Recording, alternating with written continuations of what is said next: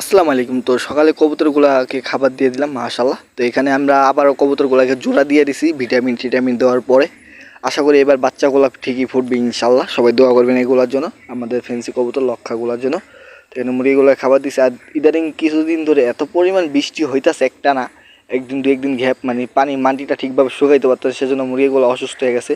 দুইটা মুরগি মনে হয় না বাঁচবে। তো দুটোটাই পুরোপুরি অসুস্থ হয়ে গেছে।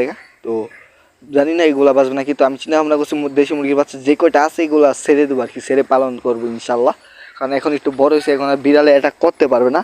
ছেড়ে দিতে আমার আগে যদি বিড়ালে অ্যাটাক না করতো, কারণ এগুলোকে ছেড়ে পালার জন্য আমি আনছি। তো এখানে ভেড়াগুলাকে আর কি, অন্য মানুষের ভেড়াগুলার বাসা চলে আসছে, আর আমাদেরগুলো ওদের বাসা চলে গেছে। যাই হোক, মানে ওই জমিতে ঘাসের জমিতে গেছে, ঘাসের জমির সাথে ওদের বাসা। তো এগুলো আমাদের এখানে চলে আসে, যেহেতু আমাদের এখানে মেয়ে বেশি।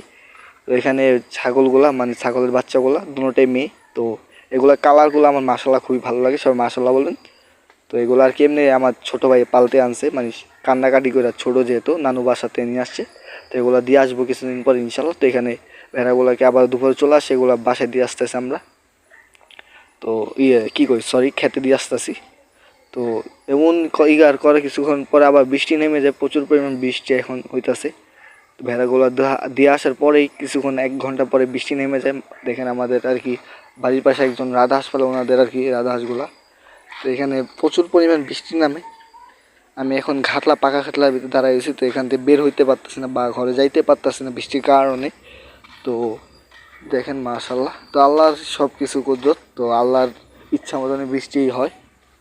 তো সেজন্য আর আমাদের কোনো ইয়া নাই এখানে। যাক, সব কিছুর পর আলহামদুলিল্লাহ। বৃষ্টি হওয়ার পর একটু ক্ষতি হইতেছে, তারপর আলহামদুলিল্লাহ। তো